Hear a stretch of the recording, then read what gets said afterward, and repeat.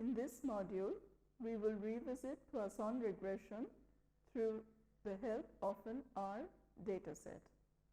The R dataset is the gala dataset which is found in the faraway library in R, and it gives the number of varieties of tortoise on various islands of the Galapagos. As you know, this dataset has historical importance, and you can look at the work by Charles Darwin for more information on the tortoises and their abundance in Galapagos and what scientific information this gives us about evolution. We shall first consider modeling the dataset using linear regression, look at some of the diagnostics, and see that they indicate that linear regression is perhaps not appropriate. We shall next look at Poisson regression and see that the diagnostics from the standard Poisson regression are also not satisfactory and suggest that we should use some kind of variance. We shall finally look at over-dispersion as also various measures of goodness of fit for this dataset. Learning objectives for this module. We shall first introduce the gala dataset from the faraway library in R. Next, we will look at trying to build predictive relationships from this data, firstly using linear models. As the outcome for this dataset is a count, we shall next look at the fitting of generalized linear models and the associated diagnostics. And finally, we shall look more detailed at the presence of over-dispersion and get an independent estimate of the scale parameter.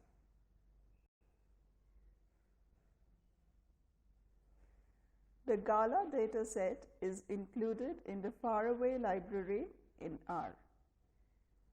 The gala dataset has information on the number of species of tortoise found on each of 30 of the Galapagos islands, as well as the number that are endemic to this island. Along with information on the number of species of tortoise, we also have 5 covariates, which are 5 geographic features of each island. For more information on this dataset, you are referred to Johnson and Raven, 1973, and Weisberg, 2005. We shall first begin by fitting a linear model on the gala dataset. As I said, the data concerns the number of species of tortoise on the various Galapagos islands. There are 30 islands, and for each of the islands, we have measurements on 7 variables. These are species, which are the number of species of tortoise found on the island; endemics, which gives the number of endemic or native species to the island; elevation, the highest elevation of the island in meters; nearest, the distance from the nearest island in kilometers; a variable called S-cruise, which is the distance of the island from the Santa Cruz Island in kilometers; and adjacent, which is the area of the adjacent island in squared kilometers. As you know, the Galapagos Islands have been very informative for the theory of evolution, and for more information on the implications of this kind of data, you are requested to visit the link which has been mentioned on this page. We start by first reading the data into R. So we call the faraway library using the command library faraway, and we attach the gala dataset using attach gala. We can first run some summary statistics using summary, gala, names, gala, etc. to get a better sense of the data. To look at pairwise scatter plots of the variables, we can also look at the command pairs gala. You are encouraged to run these commands to get an idea about the results. To move on to multiple regression, let us first fit a linear regression to the data. So we use the lm command in R and run a linear model where the outcome is the number of species on 5 of the island characteristics: area, elevation, nearest, S-cruise, and adjacent. This is stored in the R object gfit. We can look at the results of this fit by typing summary gfit, and having done so, we can get the predicted values and the residuals using gfit$fit and gfit$res. We can also choose to fit various subsets of the covariates, and to get a formal idea about the significance of each model, we can compare two nested models using the ANOVA command. So say for example we use the lm command to fit two models G1 and G2, where G1 includes the covariates area, elevation, nearest, S-cruise, and adjacent, and G2 includes area, elevation, nearest, and S-cruise, and omits adjacent. Then G2 is nested in G1 in the sense that G2 is a special case of G1 in the case when the coefficient of adjacent is 0, and we can compare the two models using ANOVA of G2 and G1.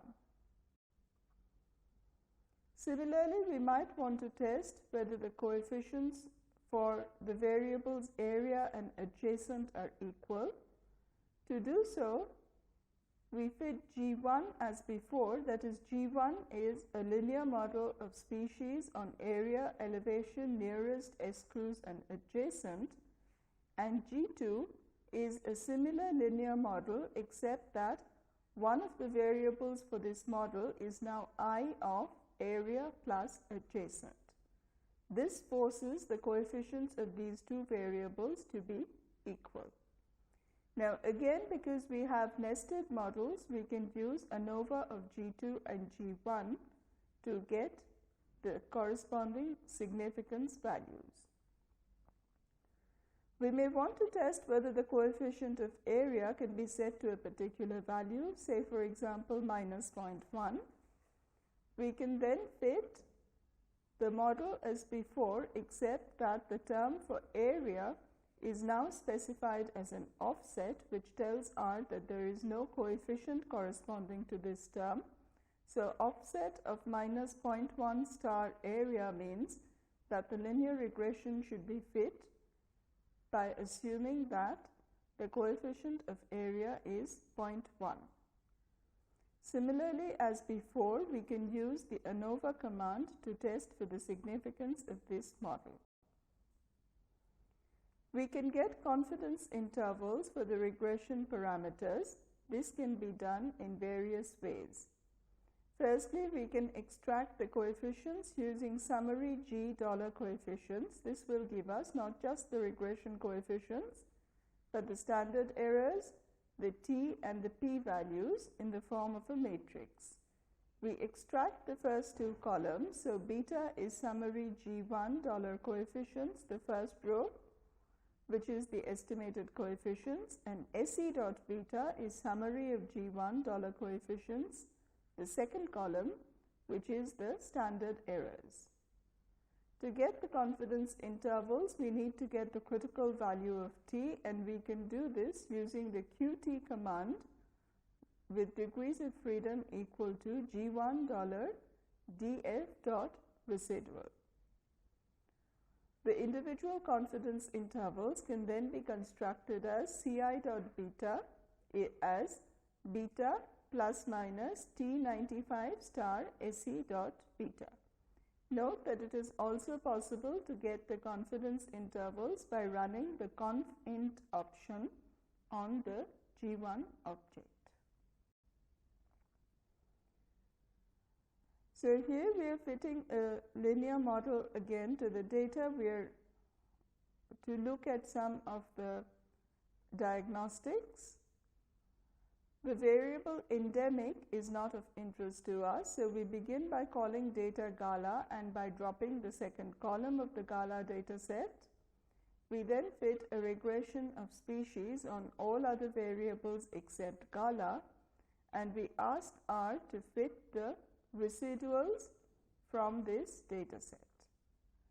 So plot predict L mod residuals L mod will give us a plot of the fitted values against the residuals. So we look at this plot, which is given on the left panel of the figure, and we can see that the plot is somewhat funnel shaped. This, as you know, is evidence that we have non-constant variances. Now, when we have non-constant variances, the obvious option is to try some variance stabilizing transformation. So common transformations for the case where we have counts are the log transformation and the square root transformation. If you wish to get a more subjective method of If you wish to get a more objective method of determining the appropriate transformation, you can also use Box-Cox transformations. So by using Box-Cox, it is possible to show that the appropriate transformation is the square root transformation, and we see a similar plot of residuals versus fitted for the linear model in terms of the square root transformation. We can see that the plot is no longer funnel shaped, and it appears that using the square root transformation has tackled the problem of non-constant variance. So here is the code which we used to produce the plot on the previous slide. So mod t is an object constructed using a linear model of square root of species on all the variables excluding endemic, and we plot predict mod t and residuals mod t to look at the variances. Here is the summary of mod t. As you can see, the multiple r squared is 0.783, which is a reasonably good fit considering that we have observational data.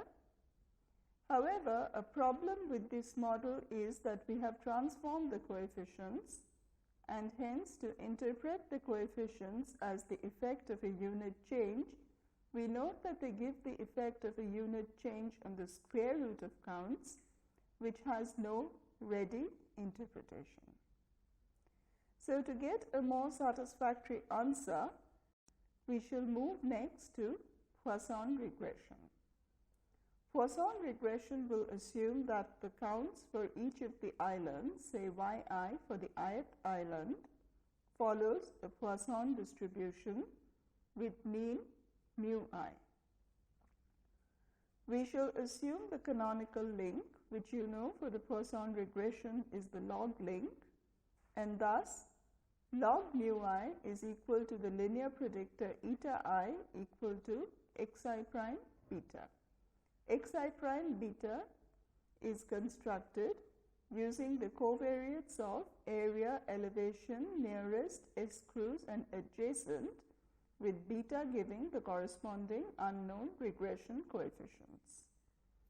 Estimation is possible by maximizing the log likelihood given by L beta equal to summation I1 to n yi xi prime beta minus exponential xi prime beta minus log yi factorial.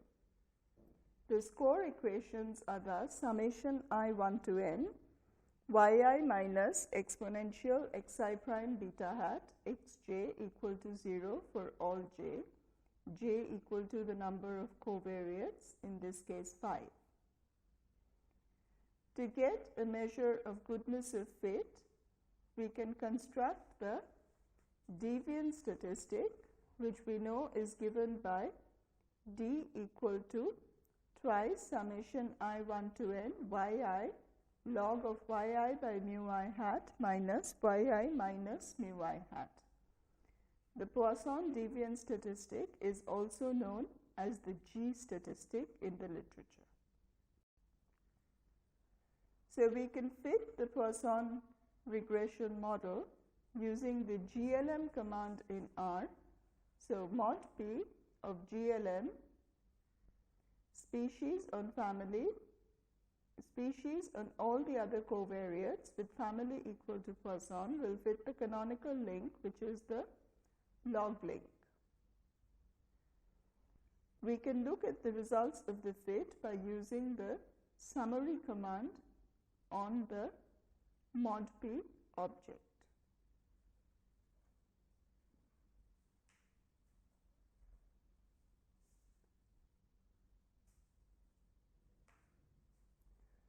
The measure of goodness of fit is given by the residual deviance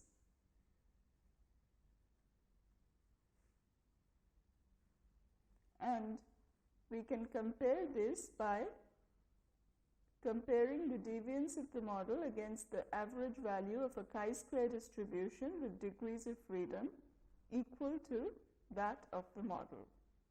Just as we have compared various nested models in the case of linear regression, we can compare nested models by taking the difference of the deviances and comparing this to the chi-square distribution with corresponding differences of degrees of freedom.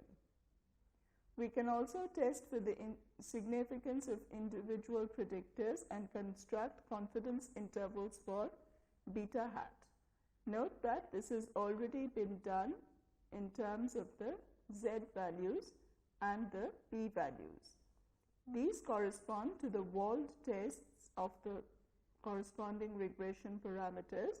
Similarly, we could also ask R to give us the results of the likelihood ratio test or the score test.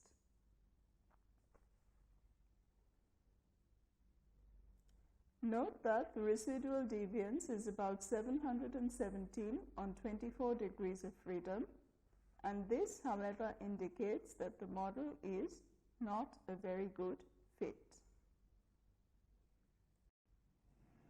We next check the residuals to see if this large deviance is perhaps due to an outlier.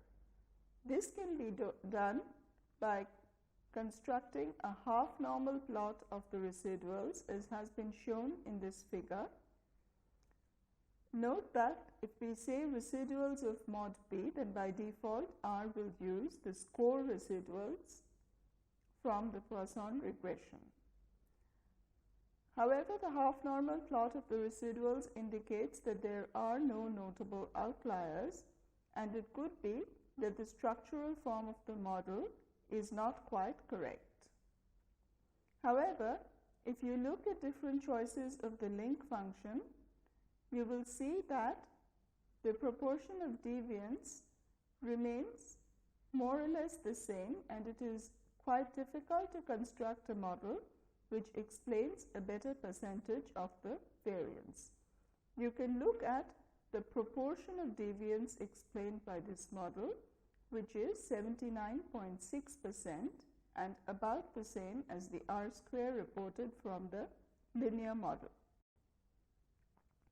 A key assumption of Poisson regression is that the mean is equal to the variance. Let us see if this holds for this data set. It is difficult to estimate the variance for a given value of the mean, but we can use y minus mu hat square as a crude approximation. We plot this as a crude estimate of the variance against the mean, and This has been shown in the left panel of the previous slide.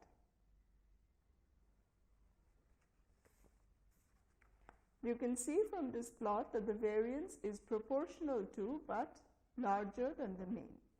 So it appears that a reasonable assumption for the data is that the variance is equal to some constant phi times the mean. We next would wish to get an estimate of phi, and this can be done as phi hat equal to chi squared divided by n minus p, where chi squared denotes the Pearsonian sum of residuals. So we construct this using dp as sum of residuals mod p type equal to Pearson squared by mod p dollar df dot residual. This gives us a scale parameter of 31.74 as opposed to the standard assumption that the scale parameter for the Poisson distribution is 1. We can next update the regression coefficients using the dispersion equal to the scale parameter which we have just constructed. An alternative could have been to fit quasi-Poisson regression. Note from this slide that the coefficients do not really change. However, there is a difference in the standard errors and hence in the z values and the corresponding significances. Finally, model selection. When we compare the Poisson model with over-dispersion, we should use an f-test rather than a chi-square test. As in normal linear models, the variance in this case needs to be estimated, and hence we require the use of the f-test. The f-statistic from the summary are less reliable, and so the f-test is performed. In this example, however, there is little difference between the two. In this module, we have considered a case study based on modeling of the gala dataset from the Faraway Library in R. This looks at tortoise abundance on various islands of the Galapagos. We have first fitted standard linear regression to the data and seen that the diagnostics indicate that linear regression fitted on the outcome is perhaps not adequate. Box-Cox transformations are possible, and we have used the square root transformation, which we know is the natural transformation to use in the case where we have counts. We have also fitted a Poisson regression, looked at the model fit and the diagnostics, and seen that we have some evidence of over-dispersion. Finally, we have modeled this using the quasi-Poisson family in R.